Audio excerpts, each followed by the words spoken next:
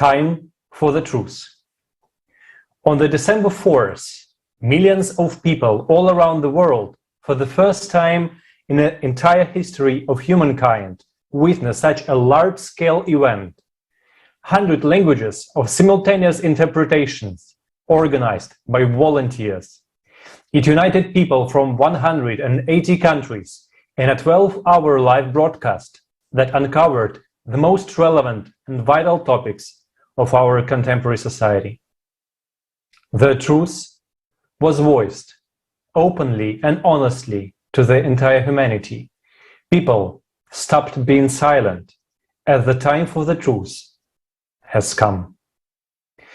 People who participated in the preparation of the conference, they are true heroes. They are the ones who understand the current situation, who devotedly stand for the entire humanity, stand for the life of every human on the planet Earth. Hello, dear viewers.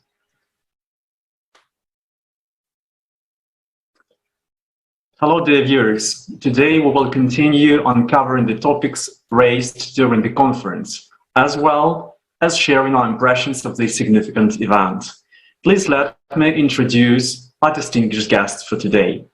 Dr. Sigemani Naika from South Africa, Professor of Education at the University of Western Cape in Cape Town. Ms. Natalia Marichuk from Ukraine, an independent entrepreneur. And Luis Felipe Flores from Colombia, defender of collective rights and popular educator. Welcome, dear guests. It's a pleasure to have you here with us today. Yes, welcome, dear guests. And now I would like to invite all of us to watch a video about the conference.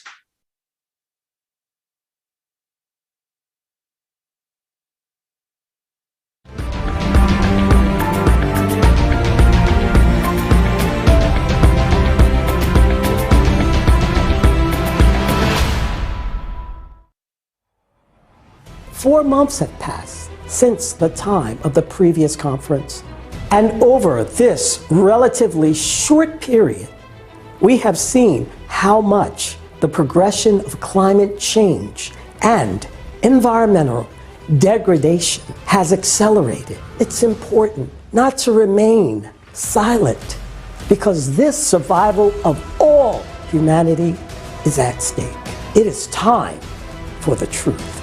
We are now in a world where every single day, somewhere in the world, a climate extreme event is going to take place that will break the world record of that particular place. The European floods this summer, or the Western North America heat wave this summer. Both of those extreme events were due to the jet stream reacting in very unusual ways, in ways that climate models did not predict would happen. But when I'm out in the field, I always hear people say that I never thought it would happen to me, and they're always surprised. Can you imagine how devastated you would be if you lost everything that you owned? If you watched the people around you, the people that you love, struggle and suffer or even die? We have to understand we're one people on one planet, and it's up to us together to solve these problems. We cannot leave it to our leaders. The leaders have shown that they are not up to the task. The leaders think of themselves as leaders of their own country. They don't care about the rest of the world. The problem right now is we've all surrendered a certain amount of our power to centralized authority, and they're trying to use that to take over everything. And they've been using this excuse of anthropogenic global warming in order to try to consolidate their wealth and control. So we've got to just completely abandon and expose that. The discussion about the climate is narrowed down to the reduction of CO2 and global warming gases. And I think the problem is much broader than that. Nobel Prize winner Sukuro Manabe showed that doubling of CO2 concentration would increase temperature without considering water vapor by 1.3 degrees Celsius, whereas when you do take into account the moisture content, the temperature would increase by 2.3 degrees Celsius. In other words, its increase is almost 2 times faster. Anthropogenic global warming is a grandiose scientific scam of the 20th century. When you actually go back into geologic records ice core samples, volcanic data. 12,000 years ago, it was Campi Gargali in Italy. 24,000 years ago was the Tambora in New Zealand. That lines up exactly with the cycle. Green energy is not green at all. Wind power is not green because wind farms require enormous amounts of concrete and metal to construct, disturb wildlife, harm human health with noise pollution, kill hundreds of thousands of birds each year, pollute our air and water supply. We pay high prices for something that will never meet our needs. We need to build a humanity that lives like a beehive, and we have to build a society that puts human life first. If we combine our scientific, technological, and intellectual resources, we can solve the problem of climate change. Let's follow the Creative Society's survival guide. The 3 easy steps. Learn more, spread information, and unite to build a creative society. After all, this world is given to all mankind with only one purpose: to live and be healthy, happy, to create and not to destroy. The Creative Society is a project of everyone. We do not collect any donations or funds that disappear in the deep pockets. Instead, each person acts in their abilities and uses resources they already have. It is your opportunity to be a part of the solution and live out your superhero potential.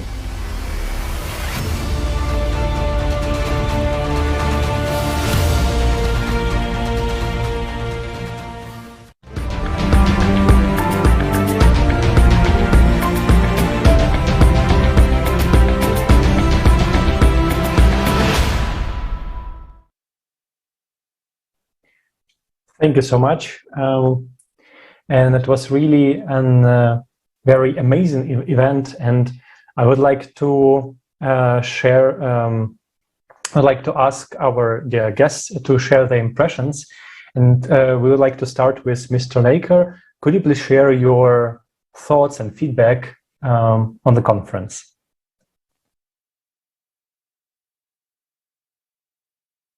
Good evening. Should I say good evening, everybody? Thank you for inviting me to the conference. And I think that some very powerful statements people made there. I think the one statement that was made was, we're all in this world together and we've got to change it. And the continuous statements made by people suggest that everything is not right in this world, and we have to make a difference.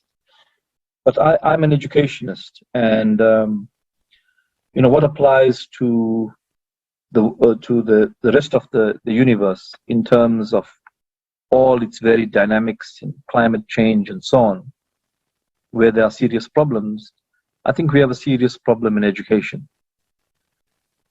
And I think education in this very beautiful world, which is where there's an abundance of resources, where there's enormous beauty, where there is enormous of everything, but it's only shared by a few, and it benefits a few.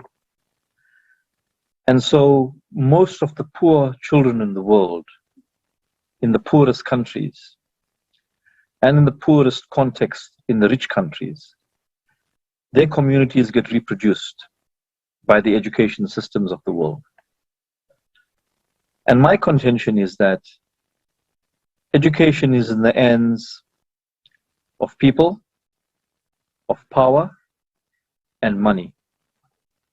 But those three facets do not act in the interests of every child in the world. And that's our problem. The biggest challenge facing education in the world is that the bureaucracies that are located in the various countries in the world focus on procedural correctness. and despite the outcomes. So if the outcomes for literacy and numeracy is bad, if the throughput rate is bad in education, if poor children are not succeeding in education, well, this has happened for over 100 years. And we don't have to look far. If you look at the school to prison pipeline in the United States, which is the richest country in the world, has very expensive elections, has very expensive space programs. Other parts of the world as well, where poor communities are reproduced for decades, for hundreds of years. And so that is why I think we need to impose a social justice system in every single education department in the world. Because virtually every country has a poor population. And if you look at the data and if you look at the statistics, those poor people are marginalized. They are alienated from the mainstream. They cannot play a decent role in the mainstream economic and social life. So I'm suggesting that we change the bureaucracy and we find a mechanism that where people can plan better, so where vulnerable and poor people can be brought to the center of education. Now, I know social justice means a lot of different things for a lot of different people, but I think we can remove the conceptual looseness of social justice and apply it on every single decision people make. And the first question every education planner to ask in this world is, how can we reduce inequality? You have such a beautiful world with so much of natural resources and other resources, but you only got such a few people making or enjoying the benefits of it. So I'm suggesting planning education differently.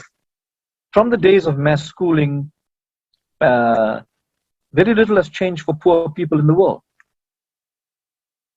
Take any country in the world and look at the poor communities, look at the way they are reproduced, and look at the lack of compassion and empathy for poor people.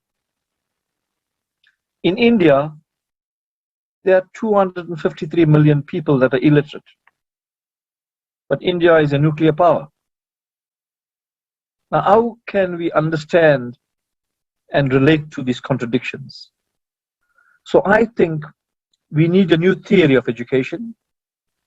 We need new assumptions based on social justice, a theoretical framework based on social justice, and we need to plan every aspect of education, how you budget, how you employ personnel, how you utilize the system, and every step of the way, you have to ask the question, how do we reduce inequality? Now, if you look at the SDGs, the Sustainable Development Goals, if you look at inclusive education, it hardly ever works in any country in the world. And the reason is that education has become a commodity. It's in the hands of the rich, it's in the hands of the powerful, and it acts only in the interest of middle class and rich children. So let me stop there, Chairperson. Thank you. Thank you, Dr. Naker, so much for sharing such an important opinion. And definitely, education is the coursing for the healthy society. And for sure, in the 21st century, we still have so much inequality, and we need to get rid of it finally. So it's time for actions and time for the truth. And now I'd like to turn to Ms. Marichuk. And I'd like to find out, how did you find the conference and what touched you the most, what impressed you the most in the conference? Добрый вечер. Good evening. I thank you for giving me the word and for the invitation. Much of what I heard has really shocked me because the information that we hear and in the media is very different from what we heard at the conference. And this really touched me as someone that's a human on this planet. And the subject of unity is very close to me. In my life, I am involved in these kind of questions and involved in issues with refugees and the question of unity and the fact that only by uniting can we solve the global problems of this planet. And I'm sorry, I am moving, I'm at work. I do hydroponics and the and I really like the topic of that the last speaker spoke of that the larger part of all income and also in agronomy it's just part of conglomerates, and they don't follow all these rules that are necessary. And this was also talked about at the conference. And here the question arises that we do need to talk about it and we need to unite. And also to give opportunity to smaller organizations and little people to solve these issues more globally. And I think then that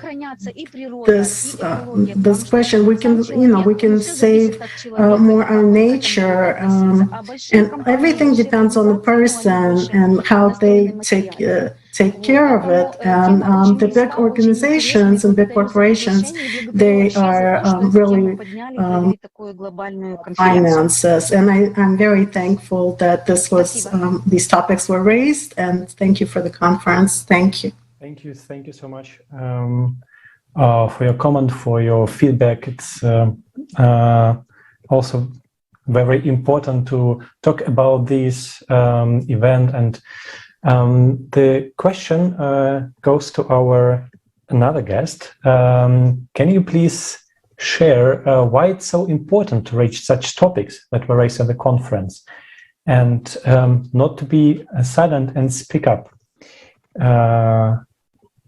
Mr. Flores, can you please share about it?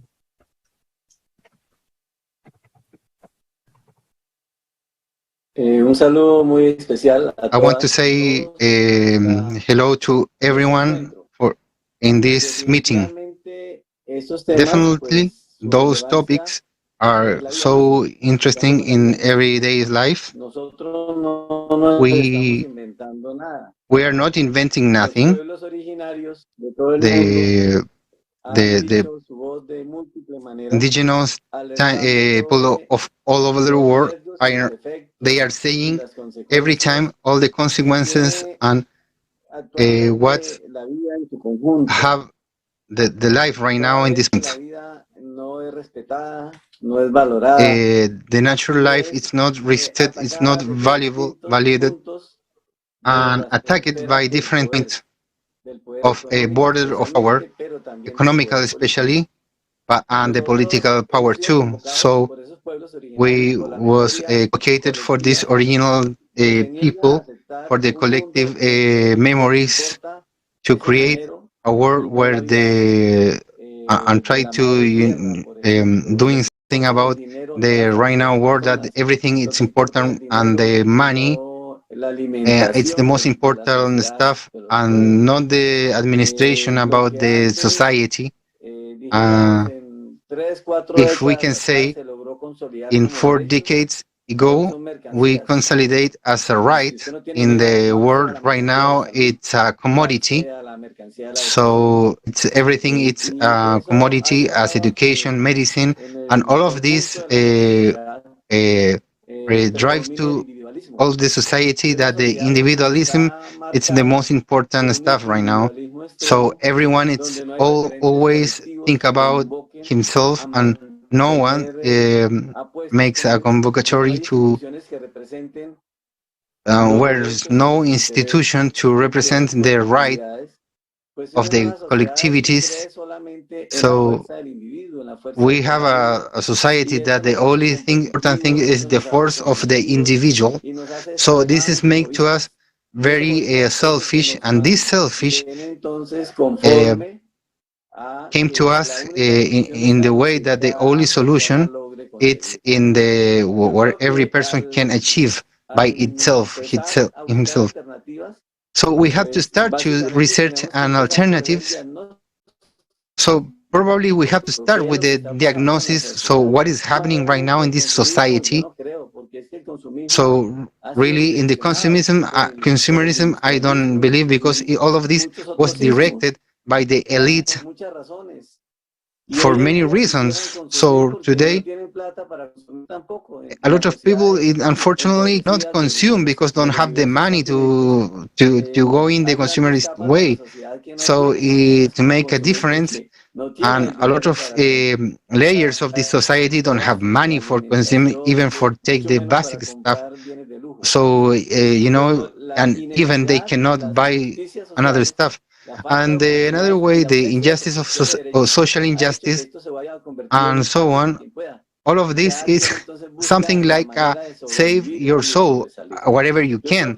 So we have to, or the thing that we must do is to make a research for strategies to switch, because we're staying gambling with the situation of right now.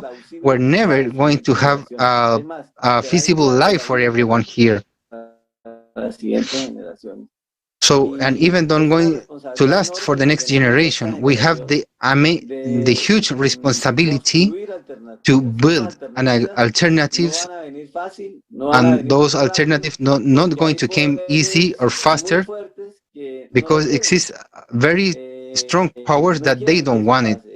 They don't want it. That is happening right now, because we are probably 10 or 8 political and economical power that they have the control of the society, and to keep the people, you know, in a lie. So, but if we think about the collectivities in the fields and so on, so we have different places that we can see that in every time we can see that everything is possible if we work together in the small towns. And I think that this is very amazing. So right now it is the time of the truth, and we have to join, align to say that, and not use it as a simple. It must be a track. We have to build a track for everyone here. Thank you very much. Thank you so much, Felipe. And definitely everything is possible if we are united, if we are together. And right now I have another question for you, Felipe. We know that you are expert in migration, and this topic was raised among the others during the conference. The question to you is, Felipe, why do you think such a problem as migration still exists in the 21st century? And why do people have to migrate to leave their homes they like, they love? Why do they have to leave their native countries? And why some people have more than they really need, or more than somebody can even wish, and why the others have almost nothing and do not have what they really need for the living?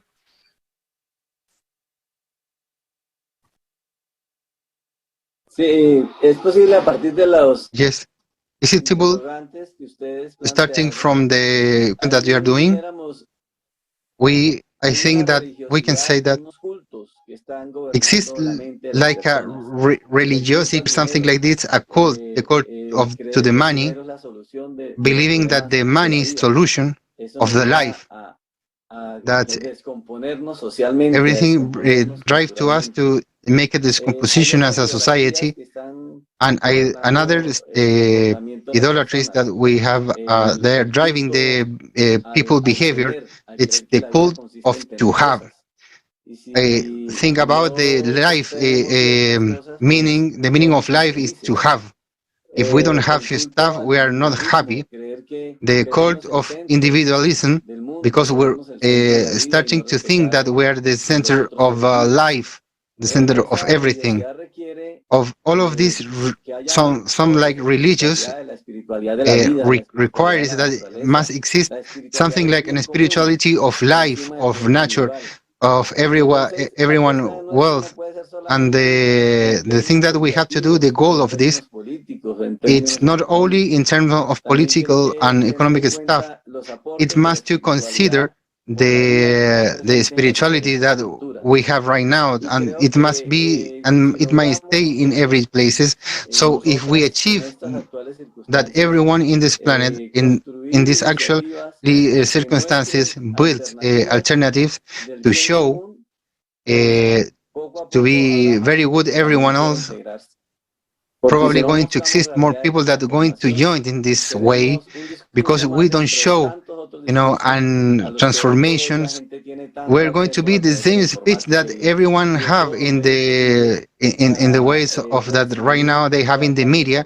So because the people perceive a lot of stuff, but only it's a speech, because it's the people that they really want are alternatives. So probably we're called to make this transformation for everyone. Yes, thanks. Thank you for your answer. It's exactly true that about these alternative ways, not many people are talking right now.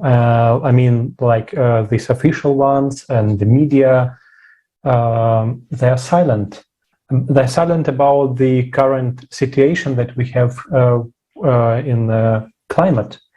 And we have shown on the conference climate crisis that is happening right now. For example, how many cataclysms were increased from the period of the previous conference. It was on the 24th of July, and the current one, which was on the 4th of December. And we see how many cataclysms are happening. And this actually gives us argument, and I would like to ask this question to Mrs. Marichuk.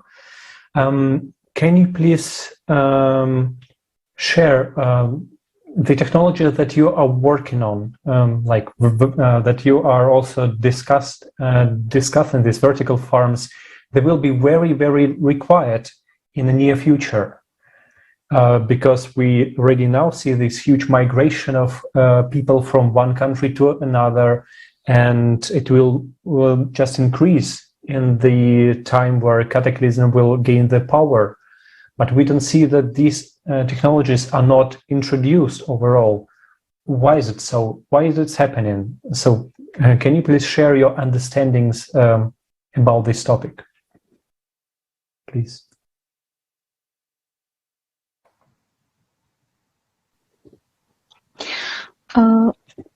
Да, спасибо большое за вопрос. Yes, thank you very much for the question.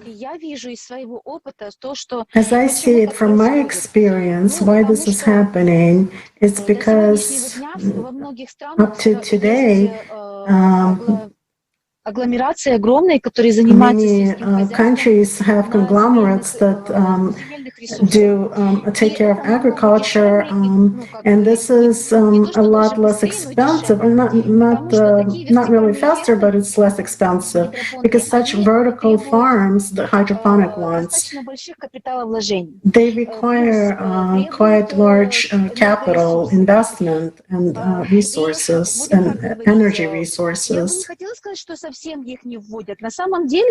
I wouldn't say that they're not being implemented at all. Actually, in the last 5 years, they have been added in Japan, America, Israel, the Arab Emirates are very serious about this, but mostly, like for example, in Ukraine, this topic is just now starting to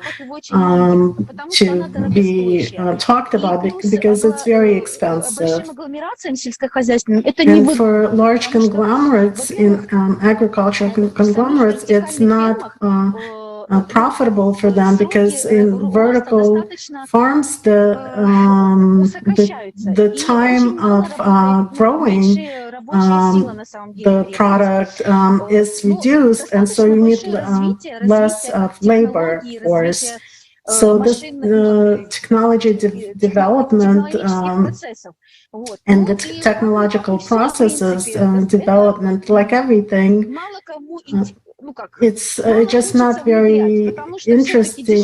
Not many people want to implement it because it's still cheaper to hire someone and just sow the land and in a short period of time get the product without much of capital investment. And it has worked, it's working, and it will continue working, but it's working, it's moving in that direction. And for example, one of the people in our team, we want every city to have such a farm because the pandemic has actually shown how much we actually depend on each other. And a lot of facilities have stopped, and there's been less of export to countries, between countries. And those cities that have the farms, they've been able to use those people, the people that live in those cities, to work, and it's been really helpful. But the large enterprises, it's not very interesting for them. But it's moving, the progress is happening, and we are involved in this progress. And like I would say, in Ukraine, we already opened 4 farms. They're not very large, maybe 400 square meters, but they're there and they're starting to work. And this makes them happy. Thank you. May I ask additional question, Ms. Marichuk, again about the technology. But this technology, it is known, yeah. So and it's not too complicated. But for some reason, we know about this technology, and we know that there are so many people worldwide who need this technology to be implemented in their area. But for some reason, we still have so many dry areas in the world, and we have people suffering. They do not have what to eat, and a lot of them, they die every day just because they don't have anything to eat. So we have technology, we have understanding that it needs to be implemented, but for some reason we don't do this. What's the reason for that, in your view? Опять же повторюсь, это this is an expensive venture today, and not everyone, and most people just don't want to invest money in it, especially in those countries where there are fewer, there's less money, if we're going to be honest about it. And just now, nobody is going to do it, and nobody is going to want to do it. It probably will have to be a collective decision that this needs to be done, and that we need to help these people to take care of the people with such a necessary product. Unfortunately, right now, it's all just has to do with financial. As long as there's profit, it's not going to happen. Such a thing is just for helping people. It's not going to happen. But I think that by doing these kind of conferences and having these kind of educational events, it will show that it is necessary and it will start moving. But I think it just all has to do with the financial side of the matter. But that's just my vision of this. Yeah, it's a pity that currently most people, they value money more than human life, and that's why we think about finance every time when we need to help somebody in reality. But as you mentioned, thanks to the conferences, thanks to millions of people united worldwide in the Creative Society project, the situation is being changed step by step, every day, every hour. So next question is to Dr. Neka. Dr. Neka, can you hear me well now? I can hear you.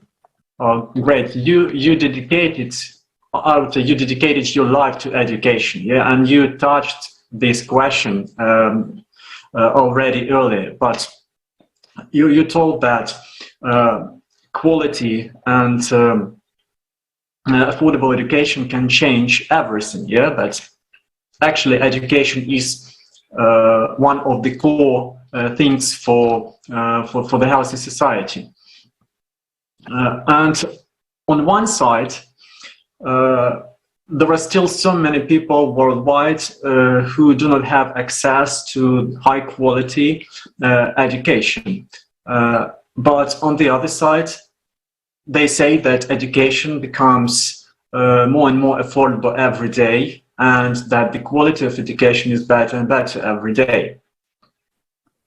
And still, when we have so many educated people in our world right now, we have problems which cannot be accepted in the world of people who believe they are educated. You know, they are people. We have modern slavery, we have sex slavery, we have other questions which just cannot fit in your mind. What the problem is with all this? So many educated people, but so many problems. Yeah, that's a difficult question, but I'll try to answer it. I think that there's no human values in education, and you know the previous speaker spoke about money and the domination of money, and there isn't really human values in education, because the education narrative is being created, has been crafted by the rich to make more money, and they have identified education as a way to make money. So, I mean, can you imagine having a president like Donald Trump? I mean, is he an educated man? Now, there are other examples in the world where people have no respect for humanity, where people engage in wars, make decisions about increasing violence, making decisions about undermining the leadership of other countries. Let me give you a very practical example. In South Africa, we identified this virus, and we made it known to the world. But then all these countries in the world banned us from traveling outside South Africa because we found this virus. We've detected this virus and we made it naked to the world. So that tells you that, you know, there aren't many people who are really educated.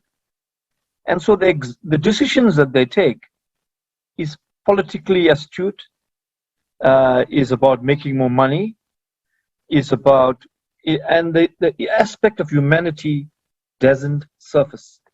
We need a new education system in the world that's based on love for humanity. That's it. Love for humanity. And universal human values should underpin education, not dollars and rubles and rands and cents and what have you. It should be, education should be universally about love for humanity. And I don't think you can teach anybody any better lesson than love for humanity.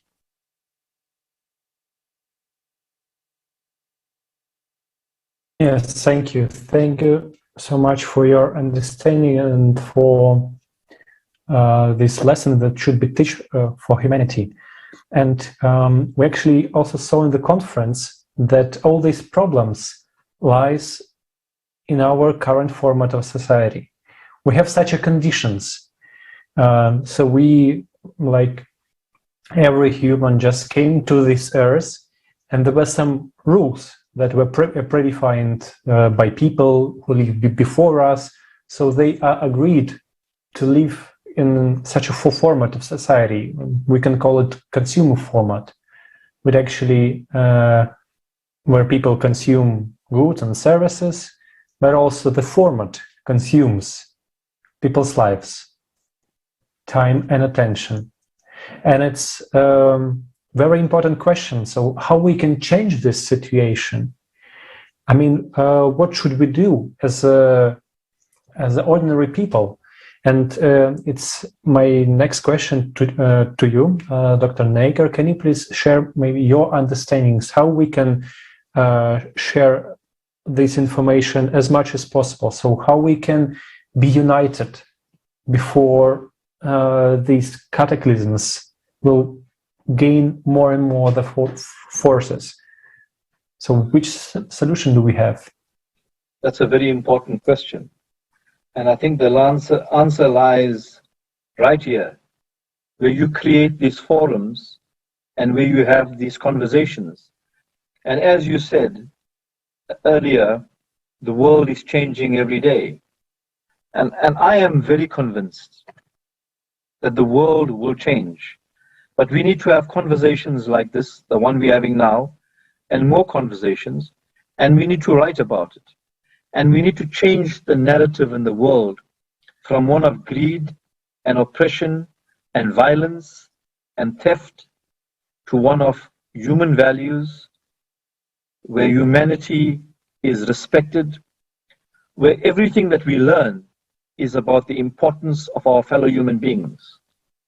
Now, if you look at the scriptures, and if you look at the Bible, and if you look at the Gita, and if you look at every religious text, it talks about the love for humanity. But people go to church on Sundays, and on Mondays, they exploit people, enslave people, cheat people, rob them of their land, destroy the world through climate violations. And, you know, we have to practice one universal truth, and that is love for humanity. And we have to have these conversations, we have to write about it. Writing about it is very important. We have to produce an alternative narrative to the one that has been dominant over the last several decades. The dominant narrative in the world sits in large parts of Europe and sits in the United States of America. That narrative needs to be changed. The people live like robots, where they are unable to think for themselves and they are unable to see the enslavement of fellow human beings. And we have to challenge that dominant narrative every single day through conversations like this one and other conversations, as well as writing. Writing textbooks and books for children that's based on love and universal love is very important. Thank you so much. Thank you so much for your recipe for better future. We definitely should follow this advice, and we will see results very, very soon. Question to you, Felipe, please. Could you explain one thing?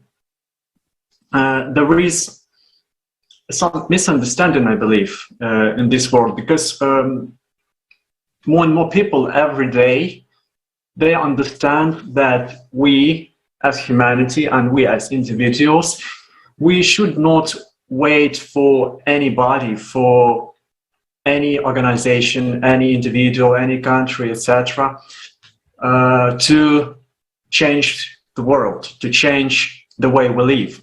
More and more people understand that only we as individuals and only we as individuals united can change the world. But still, there are a lot of people, I would say too many people, who do not even believe that the change for better is possible. They think that that's impossible to change the world. Somebody can do this, not we. What would you suggest to such people? How can we change this way of thinking in order to unite as soon as possible? Well, so in this way, probably we're trying to do several years to change the scenarios of security, collaborative scenarios in the towns, in the inner towns, ancient towns. A lot of people give life in the side of religiously. A lot of they was killed. Slavery. So the thing that we are talking right now, so despite the dates, the data, numbers that shows all the problem, we're not saying nothing new even. So the society in general, so in the country, occidental tree of Colombia was following in the stage that they really believe that the egoism is the salvation, is the main, so everyone must do think about their own stuff. So even we going to levels that in the inner family, they don't have no feelings each other. Even in the families, everyone have to going out, going up by himself or herself. So right now, the family, it's not the place that they join the people, the human people, the humanity, because the family right now, it's almost destroyed. So where are you going to come with this? We're touching the very deep in the bottom. So because we have to understand that we are dependent of everyone else. So when we are part of the problem, we are part of the solution too. So the people must visualize how we're living right now in the middle of this. All facilities, stuff to doing stuff easier. How in the middle of all of this, full of tools, we're living, with a worse quality as before. And how was the quality of life before, and how it is right now? So, what's the meaning of this? So, I think the point of this is we are living circumstances where no respect for life. So the most important thing is the human life. All is in the game, all is in the play. It's even the life of the world. So we have the responsibility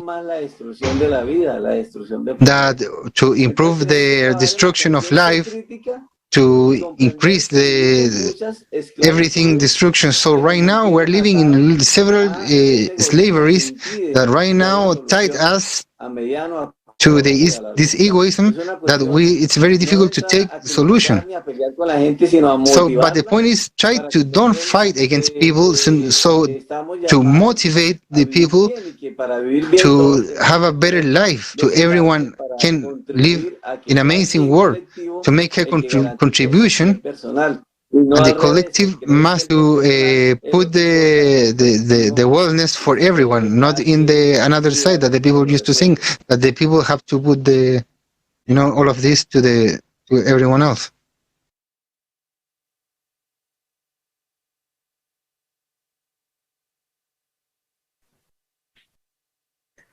Thank you.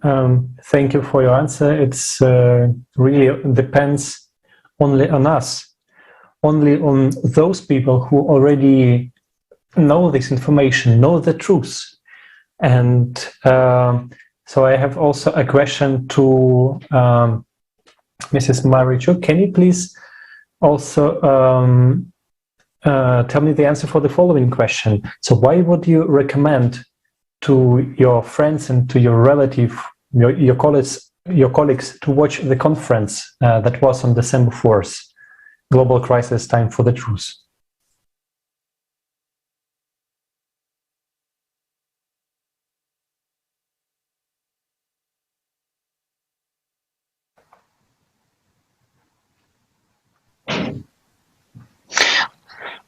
Спасибо. Ну, на самом деле я рекомендовала I actually have recommended from the very beginning because I understood that it's quite serious and it's a very responsible thing. And I also told my children and my acquaintances, we talked about this a lot and we discussed it, such questions.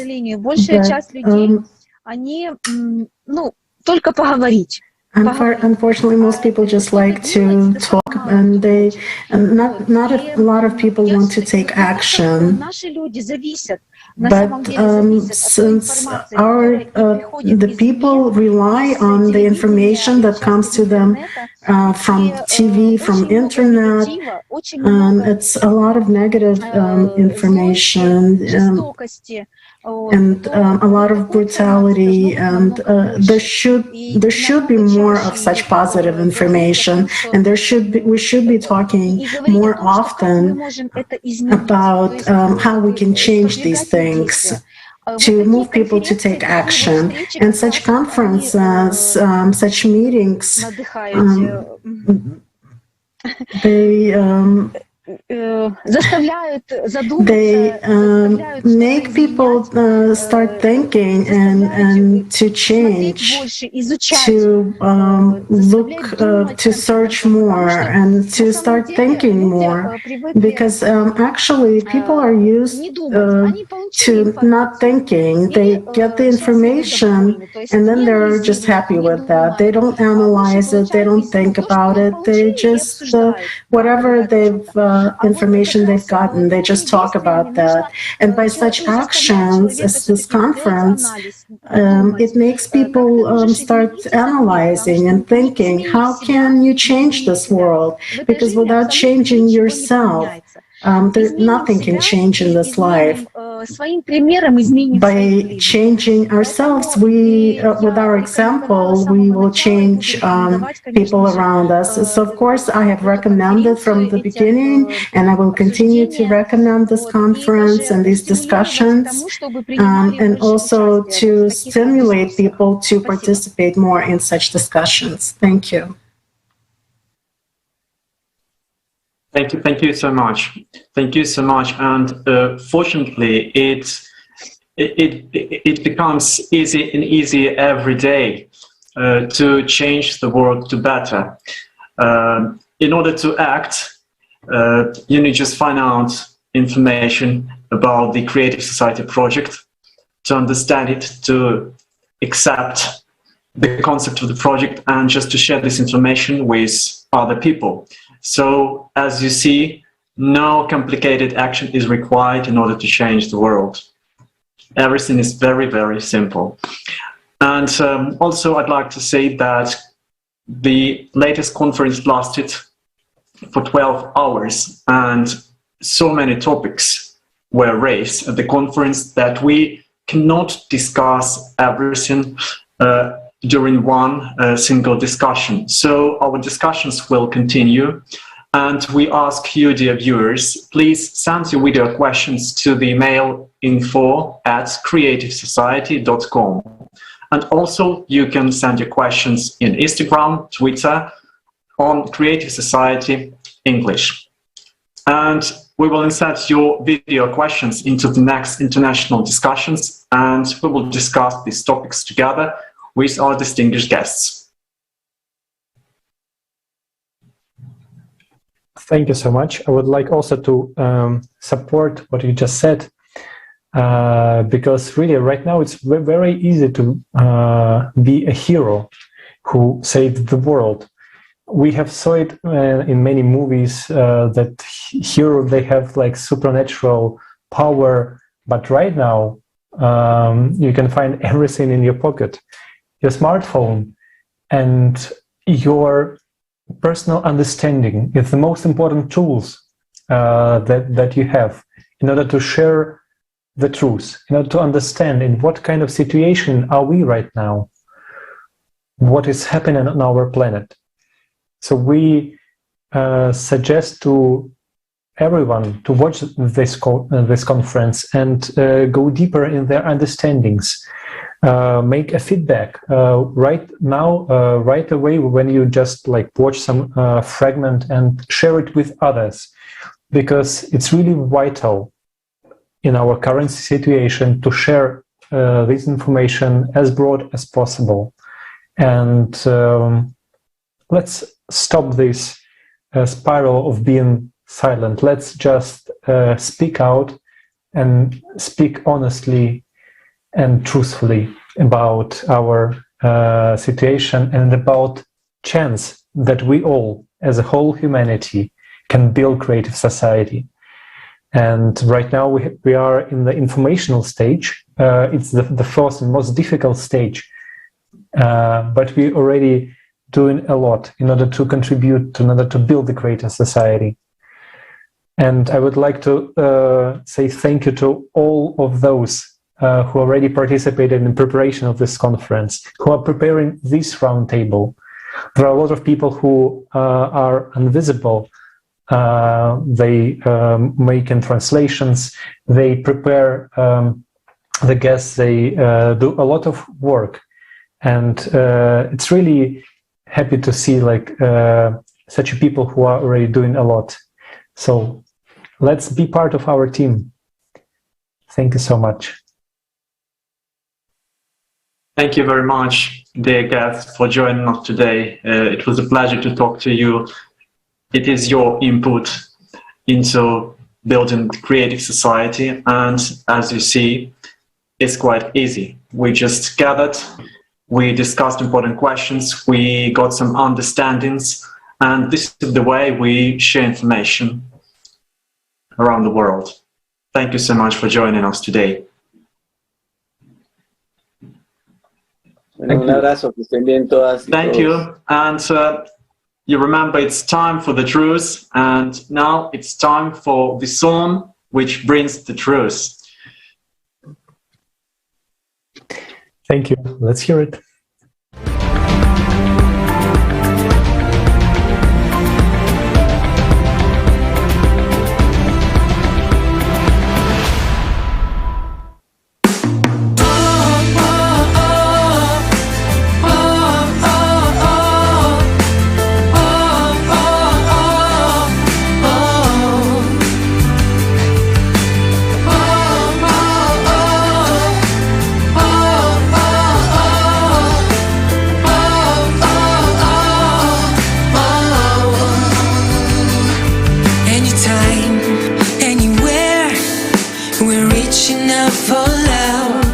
Every time, every day, we're looking up above, waiting for an answer to bring the world some light. We need to come together to make the future bright. It is time for truth, nothing to fear for anymore.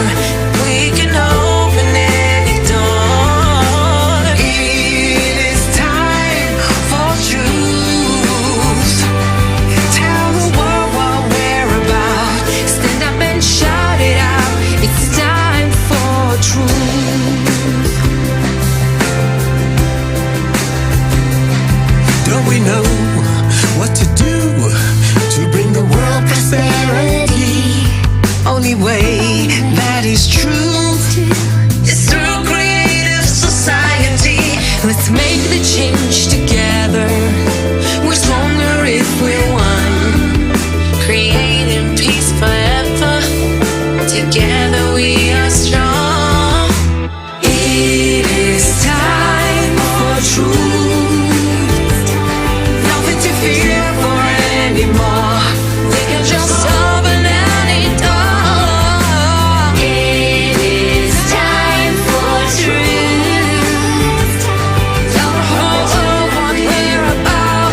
Stand up and shout it out. It's time for real love from above, 'cause we're all one family. We can unite the world and reconcile humanity. Let's end the wars for profit, address the pressing topics, and get connected everywhere like fiber optic. Read the signs of the times, it ain't hard to see. It's time for peace and love, it's time for unity. It's time to put aside the drama, do it for the youth. It's time to stand together, for real, it's time for truth. It is time for truth. Nothing to fear for anymore. We can just open any door. It is time for truth. Tell the whole world what we're about. Stand up and shout it out.